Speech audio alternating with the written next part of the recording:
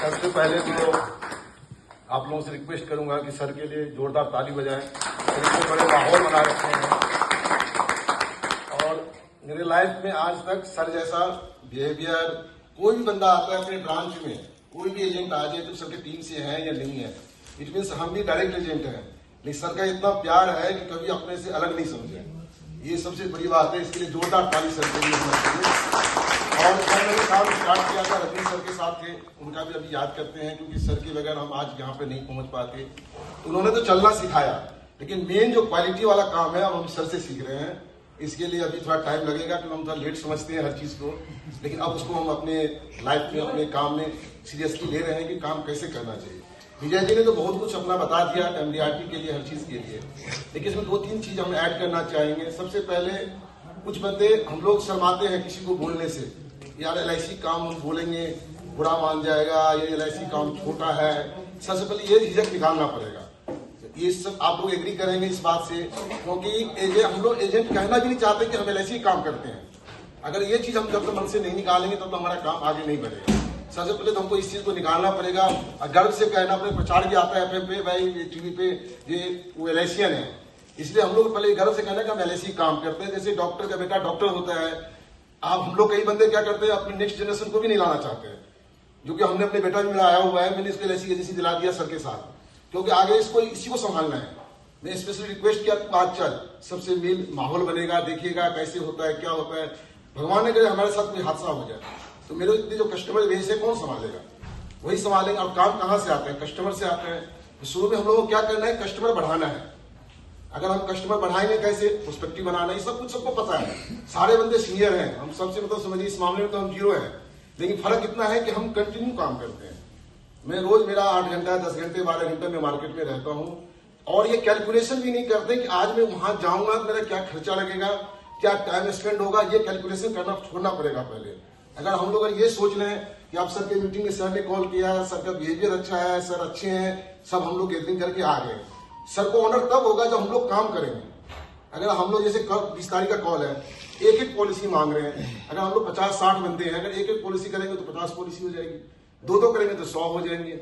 ये सब चीज एक अपने लिए कर रहे हैं, कमीशन हमें आएगा, पर्सपेक्टिव मेरा टीम मतलब जो हमारा रिन्यूअल कमीशन है वो मेरा आएगा। तो काम को सबसे सीरियस लेना है। पार्ट टाइम जो काम करते हैं सैटरडे संडे उनके पास है, वो सैटरडे संडे काम करें। अगर हफ्ता में 2 दिन भी काम करेंगे तो महीने में 8 दिन होता है, और 8 दिन अगर काम करते हो, अगर एक दिन में 3-4 कस्टमर से आप मिलते हो तो 32 कस्टमर से आप मिलते हो।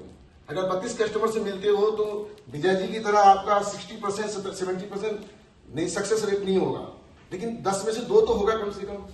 अगर हम हफ्ते में 2 पॉलिसी भी निकाल पाए तो महीने में 8 पॉलिसी हो गया, साल में 96 पॉलिसी होता है, तो हम शतक भी बन सकते हैं। ये इस कैलकुलेशन से ही चलना पड़ेगा। एमडीआरटी करना है जैसे आप 15.5 लाख हो गया इस बार कमीशन, अब देखिए 15.5 लाख कमीशन हो गया। अब क्या करना पड़ेगा, सोचना पहले 8 लाख में एमडीआरटी होता था, 10 लाख में होता था, 13 लाख में होता था, 15.5 लाख कमीशन हो गया। तो हमको इसी महीने से कैलकुलेशन करना पड़ेगा, हर महीने हमें 1.25 लाख कमीशन अर्न करना है। 12 महीने डिवाइड करना है। पहले अगर एमडीआरटी करने का सोच रहे हैं तो 12 महीने में डिवाइड कीजिए, 1 महीने का जो कमीशन बनता है उसको पकड़ के चलिए। तो किसी महीने क्या होगा, हम ज्यादा कर लेंगे, किसी महीने थोड़ा कम करेंगे, तो एवरेज बैठ जाएगा। अगर हम ये सोचेंगे नहीं हम जनवरी में करेंगे, लाल दिसंबर में करेंगे, जैसे 11 लाख उन्होंने कर लिया, इनके साथ अच्छा है कि कस्टमर जिनको साथ दे दिया, इनका लक्ष्य अच्छा है कि उन्होंने 11 लाख कर लिया दिसंबर के महीने में। जनरली ये नहीं हो पाता है, बहुत ही कम परसेंटेज ऐसा होता है कि आप 11 लाख आप दिसंबर के महीने में करो। इतना छोड़ना ही नहीं है, हमें शुरू से लेकर चलना है। जनवरी महीना स्टार्ट हुआ है, एमडीआरटी का सोचें, साथ में हम एक रिक्वेस्ट और करेंगे, क्लब मेंबर का भी सोचें। कई बार क्या होता है छोटे मोटे काम के लिए ब्रांच में क्या हो गया है, हर चीज में टेस्ट करना पड़ता है, 4 जगह टेस्ट करवाता है। और सर यूएस चले गए थे, मान लीजिए किसी क्लब मेंबर नहीं है, अमान उनको पेपर टेस्ट करने काम रुक जाएगा। सबसे पहले क्लब मेंबर देखें, एमडीआरटी देखें, और सबसे बड़ी बात अपनी कमीशन बढ़ाएं। जो आपका कमीशन है वो देखिए कि हमने पिछले साल कितना मेरा कमीशन आया था, और उसको कमीशन को कैसे बढ़ा कि कम हुआ या बराबर है, कमीशन को बढ़ाने की कोशिश करें। और एमडीआरटी जो मैं 8 साल से कंटिन्यू कर रहा हूँ, ये भी इसी तरह से आप लोगों की तरह बैठ करके देखते थे, पर्सपेक्टिव में नाम आता था।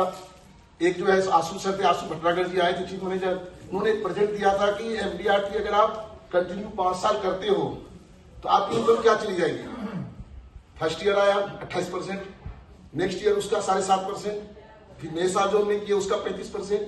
कैलकुलेशन करके कभी सर दिखा देंगे आपको। तो 5 साल के बाद आप जो है करोड़पति बन जाते हो। 5 साल MDRT कर दिया, आप करोड़पति एजेंट बन गए। ये कैलकुलेशन सर ने दिखाए थे, वो सर कभी दिखा देंगे मौका मिलेगा तो।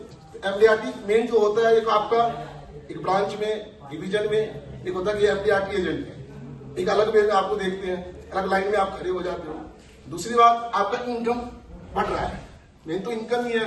हम इस लाइन में क्यों काम कर रहे हैं? इनकम के लिए कर रहे हैं। इनकम तभी होगा जब हम काम कंटिन्यू करेंगे।